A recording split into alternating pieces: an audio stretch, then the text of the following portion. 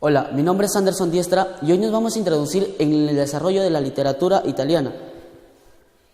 El lenguaje que más destacó en Italia antes del siglo XIII fue el latín, para luego trascender otras lenguas del continente europeo. Antes del siglo XIII, el lenguaje literario era el latín. Este fue utilizado para la redacción de crónicas, poemas históricos, leyendas heroicas, vidas de santos, poemas religiosos, además en trabajos didácticos y científicos. Los que utilizaban el latín eran numerosos escritores que se expresaban en francés y en provenzal. La lengua de provenzal se desarrolló en la región del sur de Francia y que tomaban prestadas de otras lenguas las estructuras de los versos y los temas de sus composiciones. Entre las distintas formas poéticas, la más extendida era la canción provenzal, que eran las relacionadas con las hazañas de los héroes de la antigüedad, tales como los caballeros del rey Arturo o los paladines de Carlomagno. Estos textos, además de atraer la atención por parte de los lectores, suministraron inagotables temas de caballería a las generaciones siguientes de los poetas literarios. Siglo XIII y comienzos del siglo XIV. El año 1230 marca el comienzo de la escuela siciliana y el inicio de una literatura que muestra ya rasgos más uniformes, cuya importancia radica más en el lenguaje. Ideológicamente, se efectúa en una canción de amor que imita en parte a la poesía provenzal, importada en el sur de Italia por los nombrados y suevos de la corte del rey de Sicilia, Federico II, en los años 1198 a 1150. A la escuela siciliana pertenecen Pier della Vigna, quien es citado por Dante en el canto 13, además como otros escritores como Jacob de Aquino, Ruggeri Pugliese, Arrigo Tesla y entre muchos. Federico fue el autor de un tratado sobre la asceteria de Arte Venandi cum Avibus, que es también un libro simbólico y filosófico, al igual que algunos poemas cuyo género se narraban en la escuela siciliana. La composición más famosa es Nomagioposto in core di Giacomo de Lentini, autor que se considera el líder de este movimiento literario y fundador, tal como lo recoge Dante en el canto 24 del Purgatorio. Además, él también indica que hay composiciones escritas por el mismo Federico II o sus hijos Enzo y Manfredo, pues los tres cultivaron también la poesía, puesto que se considera que también a Giacomo de Lentini, el inventor del soneto con estrofa poética que posteriormente sería perfeccionada por Dante y Petrarca, genera un acontecimiento en este año. La censura impuesta por Federico II implicaba que ningún tema político podía entrar en el debate literario.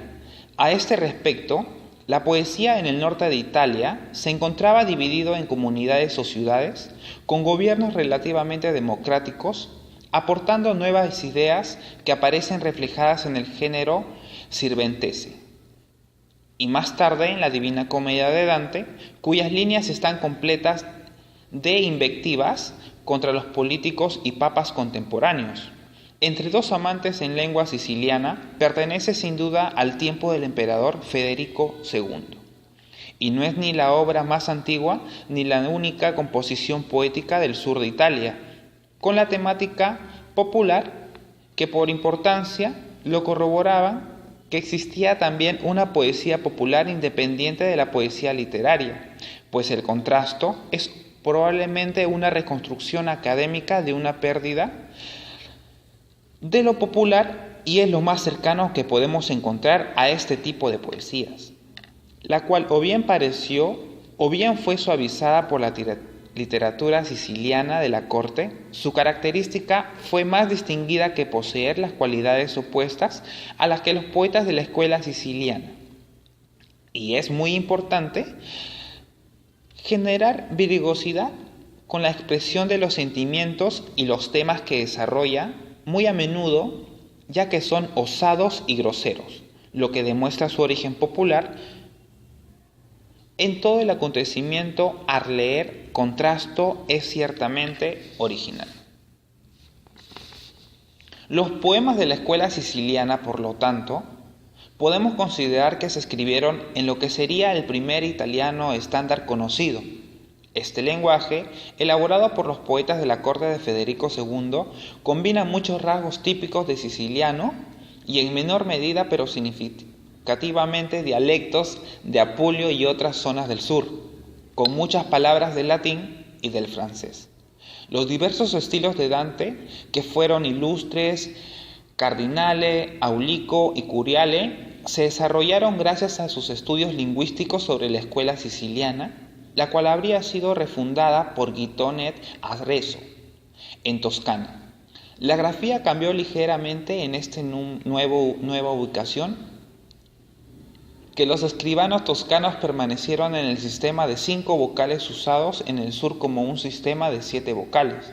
A continuación de esto, los textos de los estudiantes italianos leen en sus antologías contienen líneas que no riman entre sí. A veces la siciliana pasa que es causa también de la escasez popular que tuvieron algunos escritores en el siglo XIX y principios del siglo XX.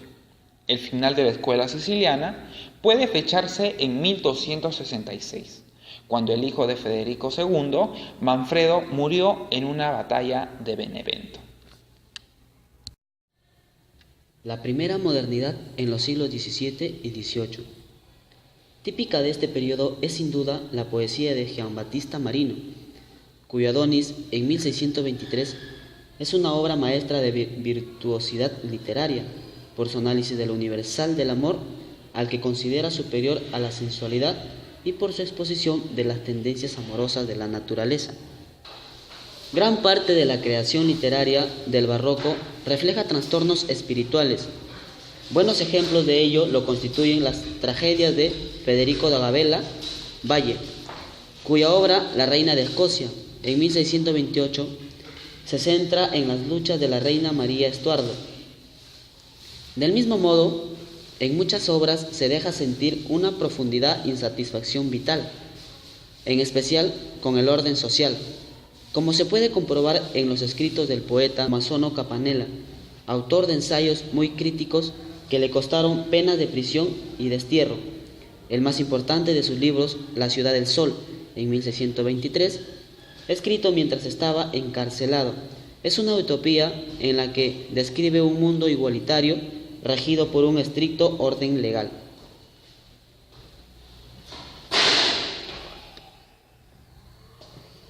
Una vez que se hubo liberado de la denominación española en el siglo XVIII, la nueva situación política italiana comenzó a mejorar bajo José II, emperador del Sacro Imperio Romano, y sus sucesores. Estos principios estuvieron muy influenciados por los filósofos, los cuales a su vez estaban bajo la influencia del amplio movimiento ideológico que se expandía por Europa y era conocido como la Ilustración.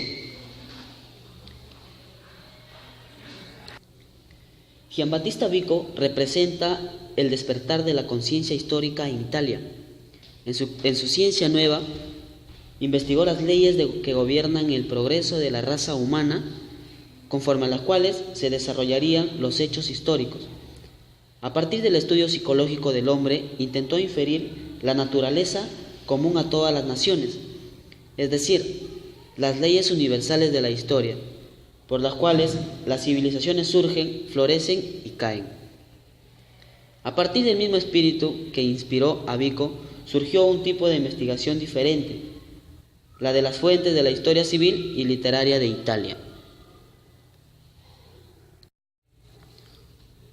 Giuseppe Parini, la figura más importante del renacer literario del siglo XVIII, nació en un pueblo de la Lombardía en 1729. Se educó en Milán y de joven fue conocido entre los poetas de la alcaldía por el nombre de Dorisbo el Idóneo. Incluso como poeta de la Arcadia, Parini fue muy original. En una colección de poemas que publicó a los 23 años bajo el seudónimo de Ripano Eupilino, demostró su capacidad para captar escenas de la vida real. mientras que sus piezas satíricas exhibió su franca oposición al espíritu de su tiempo. Estos poemas, aunque poco originales, indican una resuelta determinación de combatir los convencionalismos literarios. Superando sus poemas de juventud, se presentó como un innovador de la lírica, rechazando tanto el patriarquismo como el sesentismo y la arcadia. Las tres enfermedades que él pensaba habían debilitado el arte italiano de los siglos precedentes. La sátira de Gasparo Gozzi es menos elevada, pero tiene la misma finalidad que la de Parini. En su observatorio, similar al Espectador de Joseph Addison, en su Gaceta Veneciana y en su Mundo Moral, por medio de alegorías y originalidades, ataca los vacíos con delicado toque, presentando una práctica moral. La sátira de Gozzi tiene un cierto parecido con el estilo de Luciano. La prosa de Gozzi es grácil y viva, a pesar de imitar a los escritores del siglo XIV. Otro escritor satírico de la primera mitad del siglo XVIII fue Giuseppe Baretti de Turín. En un periodo llamado la fusta literaria crítica, sin compasión las obras que publicaban en ese momento en Italia. Sus viajes le enseñaron mucho. Su larga estancia en Gran Bretaña contribuyó al carácter independiente de su pensamiento. La fusta fue el primer libro de crítica independiente dirigido contra la arcadia y los pedantes. Patriota, clasista y purista, todo al mismo tiempo, fue Pietro Giordani, nacido en 1774. Él encarna un compendio del movimiento literario de su tiempo. Su vida eterna fue una batalla por la libertad, versado en griego y latín, así como en los trascendentistas italianos. Dejó solo unos pocos escritos, pero están redactados en un estilo tan cuidadosamente elaborado que le hizo ser muy admirado en su tiempo. Con él se cierra el periodo literario de los clasistas. En el siglo XIX nace el nacionalismo, romanticismo y clasismo, verismo y realismo.